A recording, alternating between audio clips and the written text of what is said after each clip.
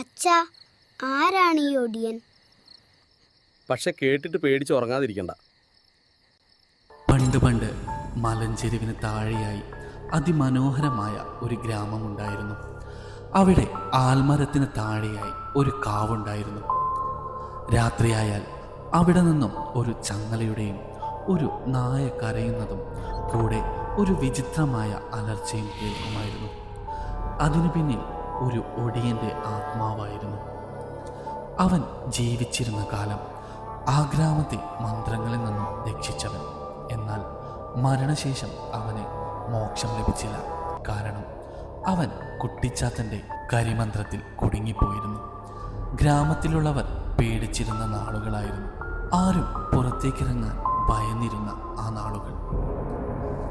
ആ വഴിയിൽ യാത്ര ചെയ്യുമ്പോൾ ഒരു ചങ്ങലയുടെ ശബ്ദം കേൾക്കുമായിരുന്നു. ഒരിക്കൽ ഒരു യുവാവ് ആ ഗ്രാമത്തിലെത്തി. ഈ കഥകൾ കേട്ട അവൻ ആത്മാവിനെ വെല്ലുവിളിച്ചു. ഞാൻ ഭയപ്പെടുന്നില്ല, ഞാൻ സത്യം കണ്ടെത്തും. അന്നത്തെ രാത്രി കയ്യിലൊരു വിളക്കുമായി അവൻ കാവിനകത്തേക്ക് നടന്നു. പെട്ടെന്ന് തനിക്ക് മുന്നിലായി ഒരു കറുത്ത നായ പ്രത്യക്ഷപ്പെട്ടു. ആ നായ പെട്ടെന്നൊരു മനുഷ്യരൂപം പ്രാപിച്ചു.